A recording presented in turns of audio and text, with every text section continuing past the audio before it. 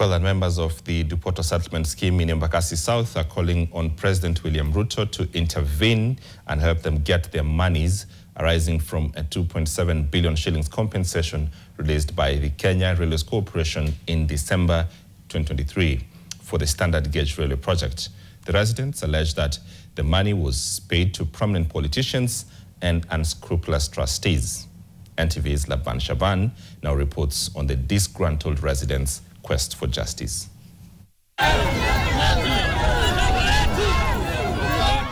A section of members from the Dupoto settlement scheme gathered at Milimani Law Courts in Nairobi crying out for justice. William Ruto wakati aliingia alituonea huruma kama Wamasai, kama wakaaji wa Embakasi, Dupoto, Darfur. Yes. Wakatupatia title D. Armed with land documents to prove ownership of the properties they vacated in 2023, the squatters are demanding that President William Ruto hears their plea. Ilifika mali ya kuuza. Wakati uliuza, Interested Party wakaingia. Kenya Railway wakaingia. Wakachukua 50 acres. 50 acres wakalipa 2.75 billion Kenya money. They are calling for an investigation into politicians and their trustees over the alleged misappropriation of 2.7 billion shillings. The money was intended for their compensation following the compulsory acquisition of their land in Embakasi South for the standard gauge railway project. Kila mtu alifungua KCB account. Asubuhi, wiki moja, mwezi moja, hakuna kitu. A tune of 2.7 billion imekuliwa hapa Kipande House. Wakati hiyo tulikuwa tumetolewa hiyo shamba, hata tulikuwa tu na mama wengine wazee. Sisi tulikuwa wasichana, saa hizi tumezeeka, bado tunagoja pesa na tujaipata.